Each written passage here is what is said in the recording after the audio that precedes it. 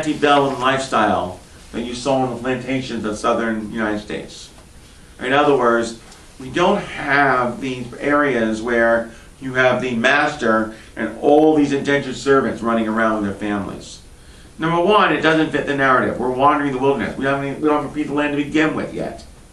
And number two, the indentured servitude concept is prevalent throughout the entire Near East. What we don't know is what actually happened when they got into the land and had land. Because farming is happening, but we're not talking farming like antebellum South. You're farming with that to take care of those in your family, your immediate community. If you have extras, then you're bringing them some market to sell to someone else. But no one is doing mass production to feed a nation. That doesn't exist yet.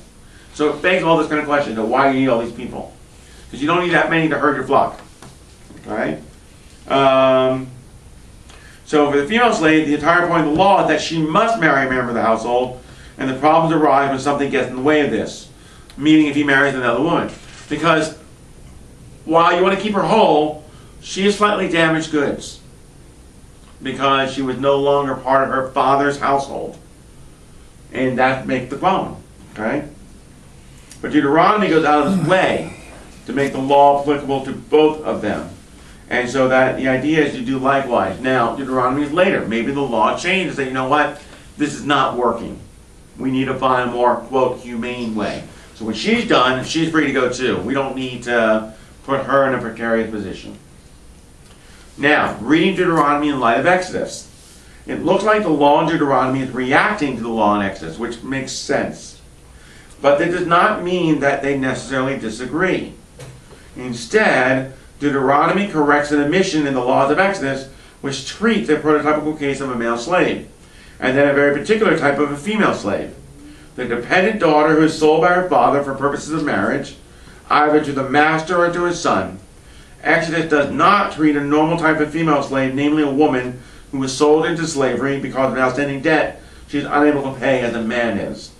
In this lacuna that Deuteronomy fills in, the law of Deuteronomy explains that if a woman is sold for outstanding debts, then she is governed by the same laws as a man, meaning once the debt's paid, you're free to go.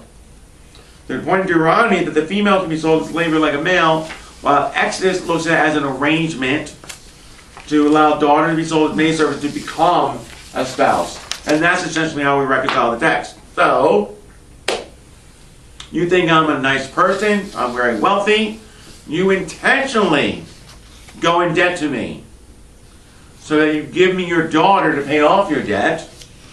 6 years later, she's paid it off, and guess what? She now becomes my wife.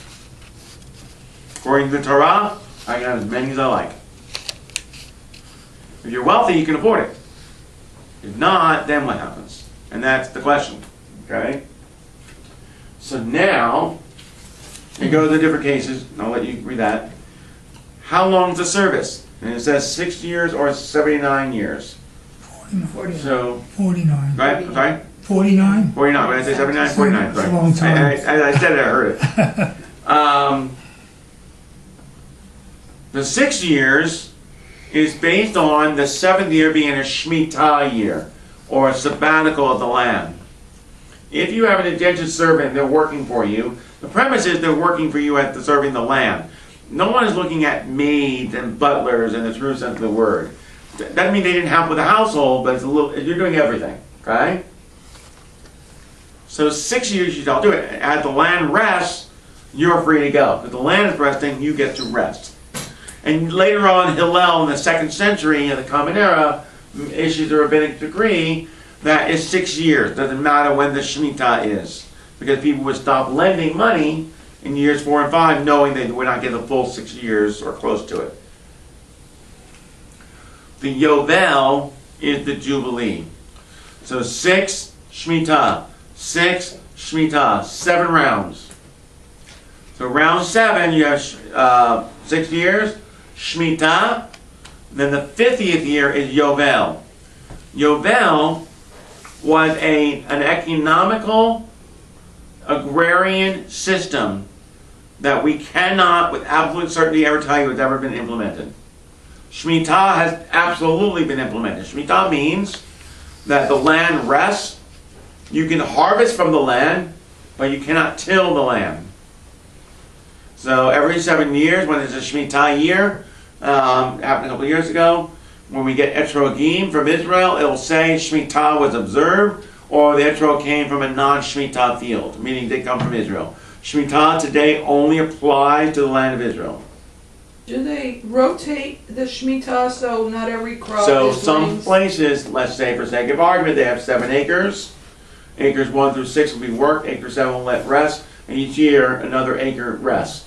It's a nice legal fiction, but by definition they're supposed to let the entire land rest. There's a great deal of opinion if it's really working in the society in which we economically function today. Here's the problem with Yovel. So in all these indentured servants we had over the years, right? Well, you know, sometimes people get really messed up. So there's no more people left, so what's left? Your family property. What do you mean your family property?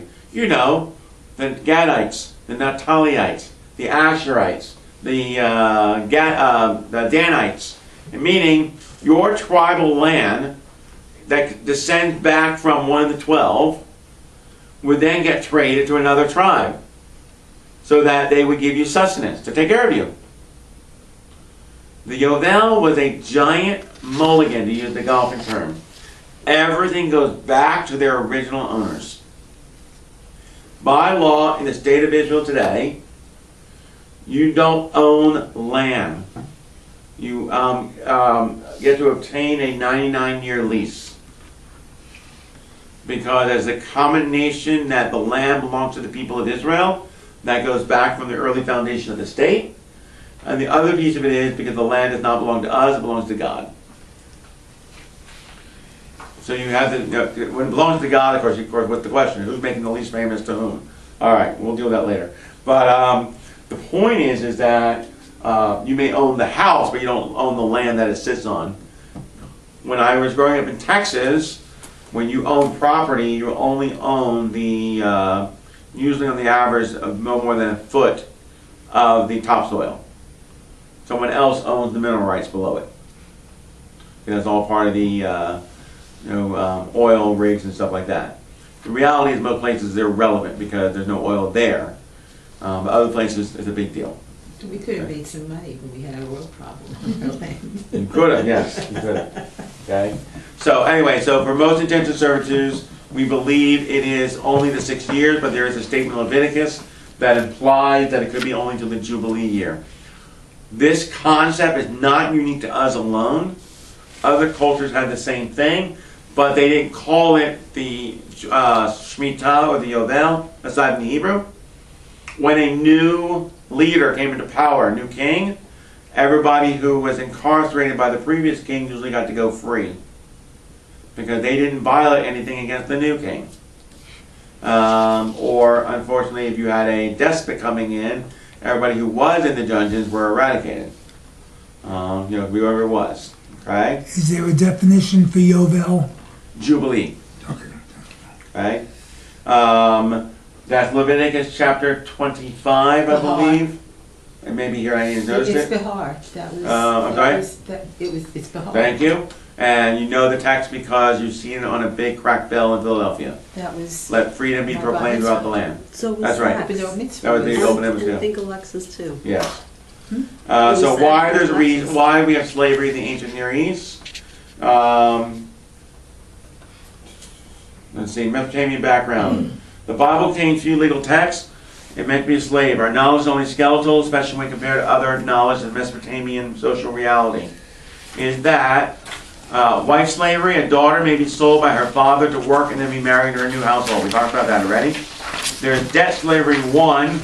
An individual can simply have a string of poor agricultural yields, find himself with no money, in which to buy seeds and plant for the next year, or food to feed his family now, and may decide therefore to sell himself as a slave rather than starving to death. Or debt slavery 2, you owe debts either incurred through loans or through theft. Although you may hope to regain their financial footing, the creditors or courts, there's not courts in this sense yet, have decided that time is up and sold into slavery to pay their debt.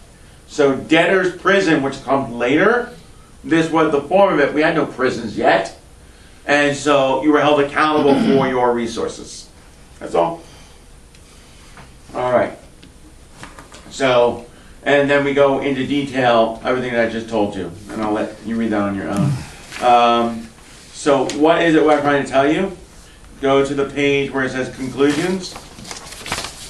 The law collections in the Torah are collections and not codes.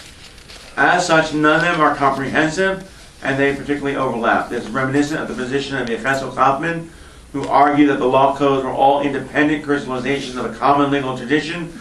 Each composition chose different laws and different emphasis from a shared body of law. In the text, second.